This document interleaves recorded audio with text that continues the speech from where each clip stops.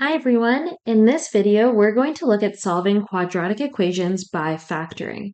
Now remember, the solution to a quadratic equation is its roots or x-intercepts, so that is where the quadratic equation is equal to 0. So in this case, we'll be looking at solving quadratic equations that are equal to 0 using factoring. Let's look at our first example. So in this example, we have x squared minus 9 is equal to 0. And as we mentioned, we are going to solve this by factoring. So our first step is to factor the quadratic expression. Now, in order to do that, let's look and determine what type of factoring we are going to be using. So we have x squared minus 9. X squared is a perfect square. 9 is also a perfect square, which means that this is a difference of squares.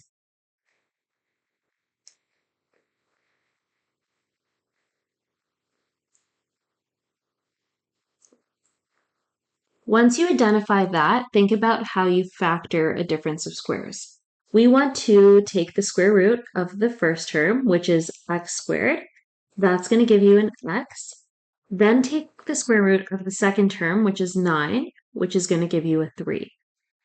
Factoring difference of squares means you have two brackets. The first bracket will be x plus 3, and the second bracket will be x minus 3, and that is equal to 0. Now we're going to go on to our second step, which is set each bracket for each factor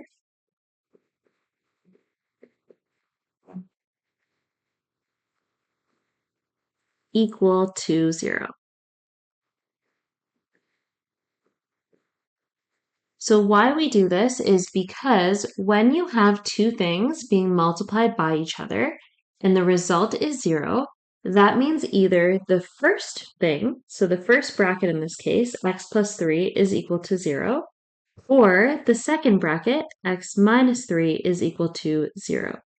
So we've now created two expressions that are quite easy to solve, and we are going to go ahead and solve those. So we're going to solve each expression for x. When we solve the first one, we are subtracting 3 from both sides, and that's going to give you x is equal to negative 3. And when we solve the second one, we are adding 3 to both sides, which is going to give you x is equal to positive 3. So remember, these are your x-intercepts. So you have two x-intercepts in this case, which occur at points negative 3, 0, as well as positive 3, 0.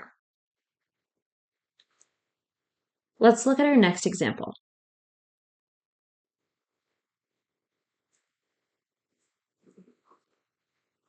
In our next example, we have t squared minus 3t is equal to 10. Our first step here before we factor is going to be get everything on one side of the equations. We want to make sure that this is set up like a quadratic equation equal to 0. So move all terms to one side. In this case, we are going to subtract 10 from both sides of the equation, turning this into t squared minus 3t minus 10 is equal to 0. Now we can go on to step 2, which is factor. This is a simple trinomial, which means we want to multiply to negative 10 and add to negative 3.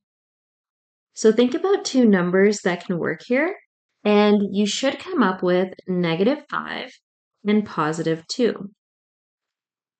This means that this will factor to t minus 5 times t plus 2. It is still equal to 0. Then we can go on to our third step, which is set each bracket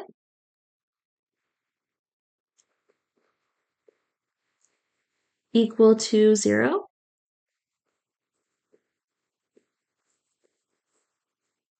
So when we do that, we get t minus 5 is equal to 0, and t plus 2 is equal to 0.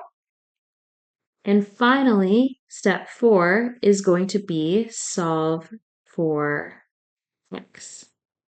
So solving for x on our first expression, we are adding 5 to both sides, giving us t is equal to 5. And on our second one, we are subtracting 2 from both sides, giving us t is equal to negative 2. So our intercepts in this case would occur at 5, 0 and negative 2, 0. On to our next example. So in this case, we have 2x squared plus 3x is equal to 2. Same steps, so we are going to move all terms to the same side of the equation.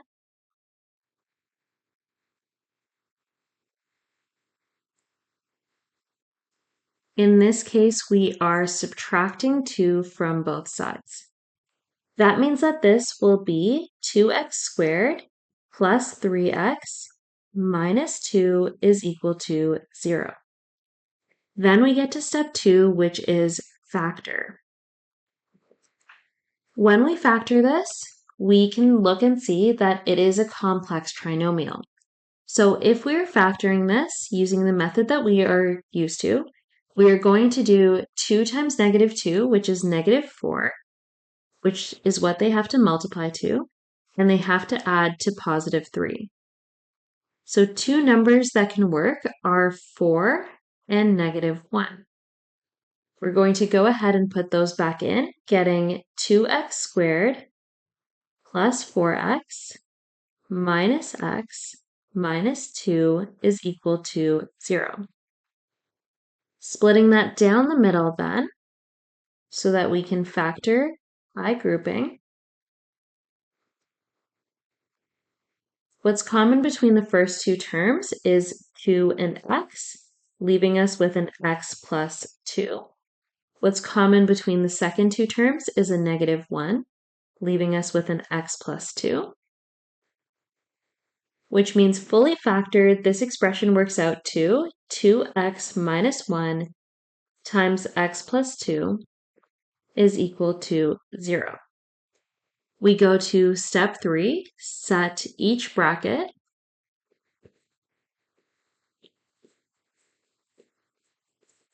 to 0.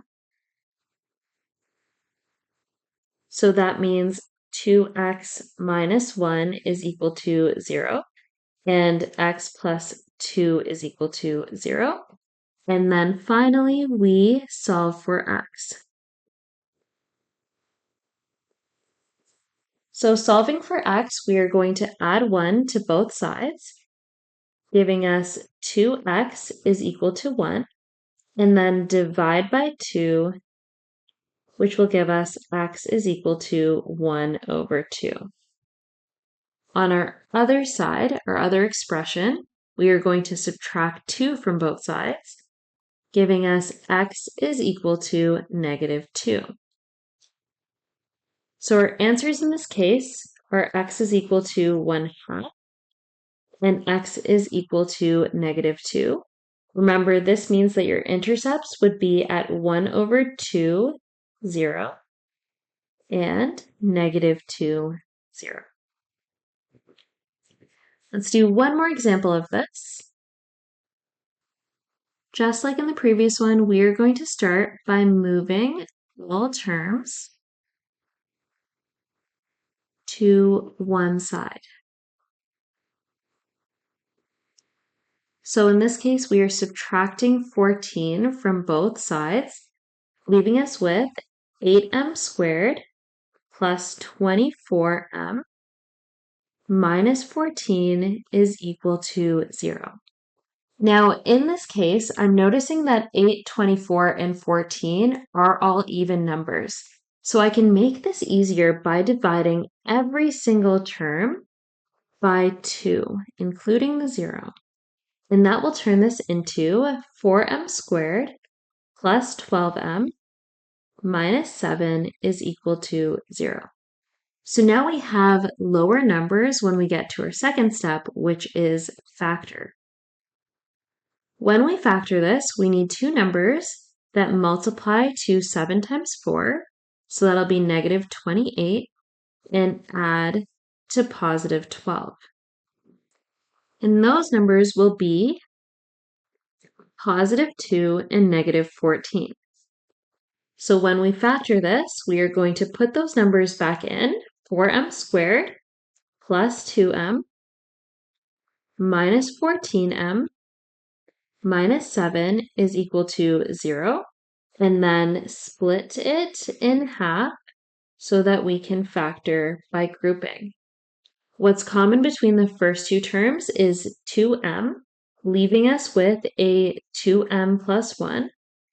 And what's common between the second two terms is negative 7, leaving us with a 2m plus 1. So our two brackets in this case are 2m minus 7 and 2m plus 1. We can then set both brackets equal to 0.